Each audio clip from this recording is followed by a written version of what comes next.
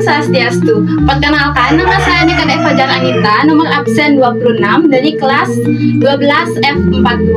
Di sini saya akan membuat video ujian praktek sosiologi yang bertema kearifan lokal. Selain itu, saya juga akan mewawancarai dua narasumber. Silahkan simak videonya.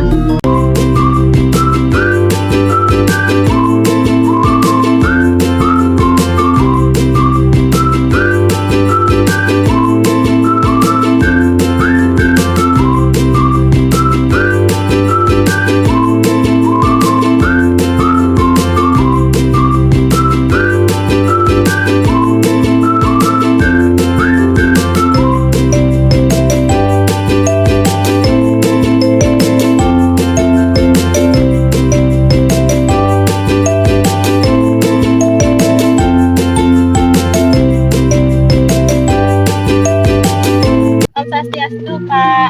Perkenalkan, saya Fajar dari kelas 12 F42. Di sini saya mohon izin untuk melakukan wawancara ya, Pak. Kalau boleh tahu, Bapak dengan Bapak siapa? Bapak Jumalan dari Banjaromong di Saguan. Oke. Saya langsung saja ya, Pak, ke pertanyaannya. Pertanyaan nomor pertama, kalau misalnya kita menanam padi, apa saja rentetan kegiatan menanam padi, Pak, sebagai seorang petani yang ada di Bali? Kalau menurut Bapak, rentetan kegiatan atau upacara yang harus kita lakukan sebelum menanam padi, yang pertama, menyiapkan lahan. Kedua, menentukan bibit yang kita akan tanam. Terus ketiga, menentukan hari untuk menanam, terus kalau di Bali disebut dengan sasi. Itu aja. Oke, kita lanjut ke pertanyaan kedua. Sebagai seorang petani di Bali ya, Pak, apakah ada upacara dari awal kegiatan menanam padi sampai padinya sudah siap jadi beras nih, Pak? Kalau di Bali ada sih tradisinya yang seperti itu. Pertama, pas kita mau nabur beli itu ada upacara ya, seperti kita memasukkan bubur, terus ada kembang yang berwarna merah. Sayangnya karena ini tradisi dulu, Bapak tidak tahu apa sebenarnya fungsinya, itu belum sempat kita tanya kepada orang-orang tua. Terus kedua, sehabis menanam padi yang di sawah, ada namanya upacara atau bahkan ya ngulik setelah menanam. Itu juga ada mandatnya ya.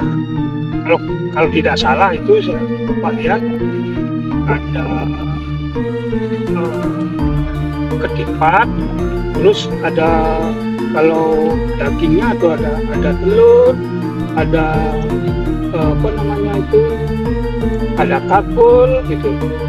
Itu pun Bapak tidak tahu juga apa makna dari upacara tersebut.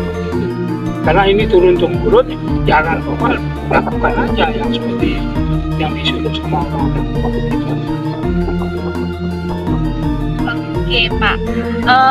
Kalau boleh tahu ya, Pak, apa filosofi dari upacara? Misalnya kan padinya tuh sudah mulai besar, terus kita ambil beberapa padinya. Kalau di rumah saya itu namanya Dewi Sri, Pak. Ada dua, cewek sama cowok. Apa sih filosofi dari upacara tersebut, Pak? Ya kalau sepengetahuan Bapak, itu pun orang-orang tua tidak tahu juga, kita yang mereka aja. Kurang lebih kita karena padi itu udah hidup otomatis kita memberikan selamat dengan mendewakan sebagian kecil itu padi itu kita taruh di sangka itu kita puja sebagai Dewi Sri yang menghidupi kita, gitu sederhananya. Kalau kalau saya boleh tahu, Pak, apa sih sejarah dari upacara tersebut? Kalau misalnya Bapak tahu. Kalau sejarah yang pastinya, saya, kalau Bapak belum begitu paham. Cuman ini namanya tradisi turun temurun. Artinya kalau orang tua pun ditanya, dia akan tidak begitu pasti jawabannya gitu. Artinya yang jelas sebelum kita panen kita harus menghukum namanya jalannya dan mensabel. Artinya itu kita mencari padi untuk kita jadikan ini untuk kita bawa pulang dan kita berikan sesajen gitu. Iya. Menurut Bapak nih, apa tantangan dari kita untuk melakukan upacara atau tradisi tersebut Pak pada zaman sekarang itu apa tantangannya? Tantangan yang pertama dan yang terbesar sekali ya alih fungsi lahan gitu loh. Pertamanya itu tantangan sekali. Kenapa? Banyak sawah-sawah yang ada di rumah dan sebagainya, kita dibagi dan sebagainya.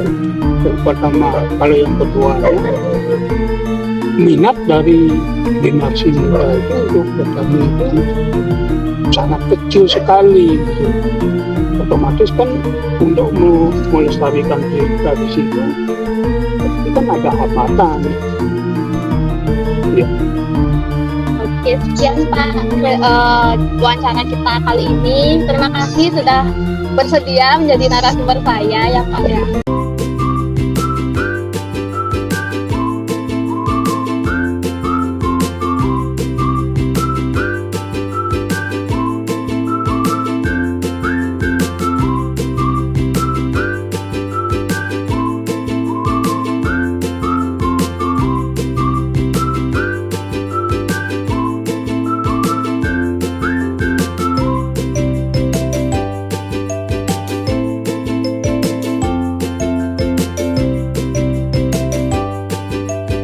Om Swastiastu Ibu Wastanti Tiang Pajak yang saking kelas 12 F42 yang izin untuk wawancaranya Bu Wastan Ibu silakan ya. Om Swastiastu diberi Master dengan Sumadi dengan Sumadi saking banyak Yang di Bali itu Bu Wenten kan bantuan napi upacara yang misalnya dirago di nanam hari-hari. ini semuanya oke semuanya dia bentan ini anak-anak hari-hari kayak seperti yang Banten napi manten nih Bu Bantennya nih napi manten ini seperti dia yang sekali di